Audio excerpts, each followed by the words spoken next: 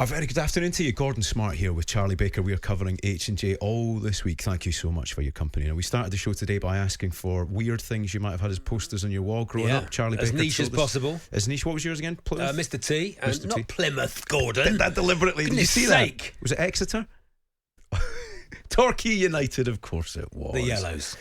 What's the best we've had so far, Charlie? We've had some good ones. No idea why I had a poster of Mika Hyde, ex-Watford player, on my wall. As a Birmingham fan, this still baffles me to this day. That's Alexander Fleming. I think sometimes you get like a copy of Shoot or Match magazine, and there's players in there, and you'll have football so much as a kid that you go, put that footballer on the wall. Any footballer. There's a great one there as well, right? This is the only radio station on the planet where you'll have this combination of celebrities together, right? Ross from Newcastle had Jet from Gladiators. Well, I reckon there's a few people had her on the wall yet. Alongside Benito Carboni. Oh, lovely, but What do you need? What a player. What a lovely player. Right, Gordon Smart and Charlie Baker in for H&J, and right now we're going to speak to a man who might have woken up this morning slightly confused, a little bit discombobulated, troubled and depressed. So we're going to try and talk it through with him, help his mental health and just talk him through a rough patch in his life. We've got Dave Johnson, Everton blogger from Falcon Blues TV. Dave, are you all right, mate? Hey, Dave. Hi, Gordon and Charlie. Yeah, I mean, I woke up this morning with a monologue in my head, and it just made things worse, really, because I was quiet all night. I thought, right, just go to bed. Woke up this morning, and it just started again, and it's just like, when is this going to end? Dave, how did you sleep last night, Dave? I tried to just blot it out, so alcohol helped. Right. But yeah, I think just trying to put any kind of sense to it, because it's just one thing after another, either with Everton or with officials, with everything really. Everything that can go wrong with Everton is going wrong. And, you've got to start looking at it properly as to where all these situations are leading us. So what was the first instinct? What was the first thought? Was it the penalty that had wound you up, or was it the 29 points against Burnley's 31? What was the first thing that was bothering you? Well, I think the Burnley game didn't help. Yeah. And, because I think we knew from the start, if Burnley win that, then we're going to be in trouble dropping into 18th. And then, I don't think we could have had a worse game to have been up against than the derby. But, on looking at it all, it's just a mess with, like you say, the penalty claim, the potential red cards. There's just so much poor decision making where it's more trying to decide the title race than it is trying to decide what the rest of the league do. Mm-hmm. You looked at the Mane decision where he raised his hands to both Holgate and Allen. They've not gone down to the ground, holding the face. Is that what we've got to do now to try and get proper decisions? They're given a yellow card. You won't see any kind of retrospective ban on that. Dave, that turns the game. It does, definitely does. How do you feel about Lampard in this situation? Do you have faith in him as a leader, as a guy that can steer you out of this situation? Well, results haven't really changed with from shifting from Benitez to Lampard, but because you can start to see what we've got. There is changes there. There's more. There's more of an incentive with Everton. There's more, seems to be like, we've got the capability. We know we have. We just got to try and drag it out of these players again. And I think with Benitez that wasn't going to happen because of his stubbornness. I think with Lampard he's trying different things to get the right combination that will work for him. And if we're toothless up front, then it's going to be a struggle. So he's got to try and work around, okay, well, what can I do with Richarlison? What can I do with Anthony Gordon? What can I do with Damari Gray? Working around those three as a strike force. And unfortunately, we haven't really got that time to be, you could say it, be all right at the start of the season, but we've got to start doing it now. And, players have got to start picking themselves up and saying, right, okay, I'm going to have to start taking games by the scruff of the neck and dealing with it. Because, with 7 games now, it's 7 finals for us. Yeah. Yeah, I was just looking at that quote for Lampard, actually. There are 18 points to fight for. That is a lot of points. It's important for the players and fans and club not to get sucked into that in a negative way. Yeah, completely. I think the fans have been fantastic. Even yesterday, turning out in the droves at Anfield, which a lot of people don't want to do. And then to be the same, we were there at Burnley, we were there at Leicester in midweek. We got Chelsea on Sunday. We've all got to do our bit. It's not heads down, it's heads up. Just keep fighting.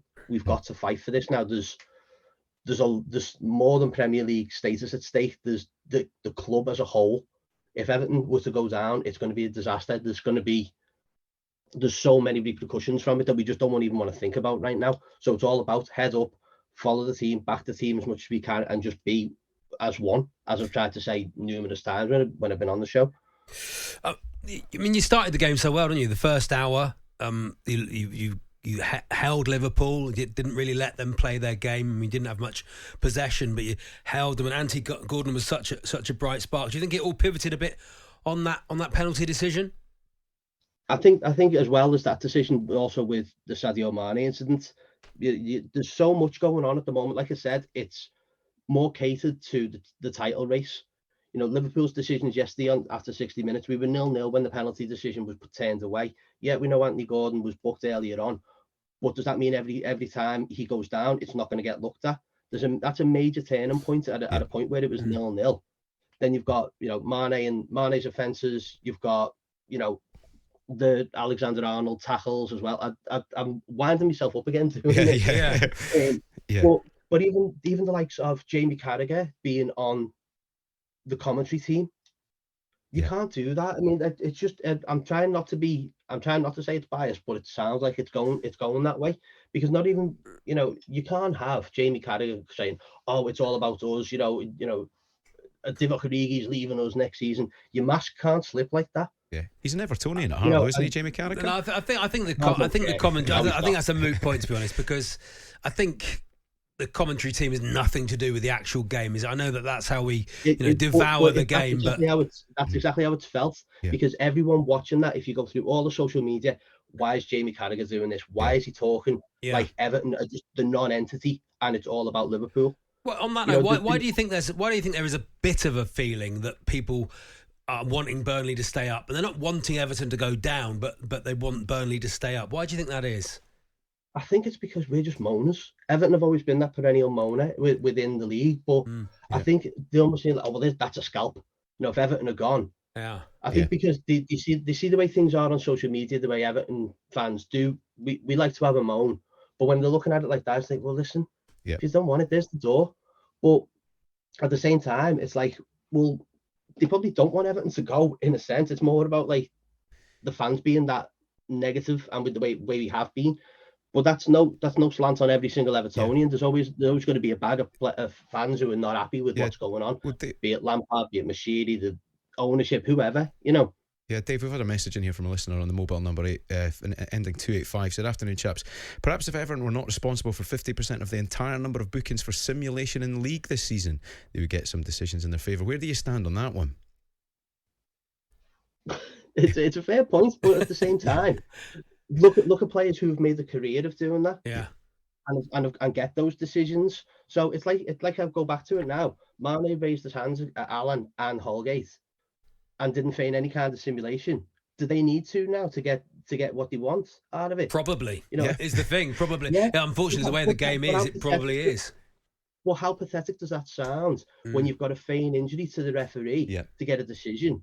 I know. And to favour you, to sue favour, it doesn't work like that. It doesn't. Dave, it doesn't. Even the Man City.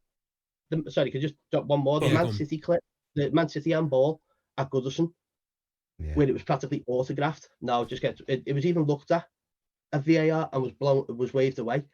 Absolutely incredible. It always feels that way. It goes against you when you're at the bottom of the league, doesn't it? It's just not an easy running at all. But Dave, thank you very much for coming on and sharing Dave. Your pain with us. It's Everton blogger from Falcon Blues TV, Dave Johnson. Thanks, Dave. Nice one. Speak to you soon. Yes, he's got a rough ride in the way. He's pretty honest though, isn't he? He's taking it on the chin, but they go, I can't see it. I can't see it. And Chelsea at home, and then Leicester away, all playing well. Watford away. I mean, Watford, it's a free hit for them, and it really, because they're down, I think, anyway, really, You know what, Charlie, when you've got a bad derby run like my team have as well, where you've been beaten twice, there was a moment where the Liverpool fans unravelled that flag, that huge white flag. You said 95 is the last time you won a trophy. It's bad enough being down there, but when your opposition fans on the derby do that. A derby that's been going since 1963, I think it is. So he knows his history. Could be. I think you meant 1863. No. That derby hasn't had a break since 1963. Unbelievable. That's a long time. Right, coming up, we're going to be talking about European football. If I have got that wrong, Gordon, somebody will let you know. 100% find out in about 1 minute. Second time. Coming up, more European football chat.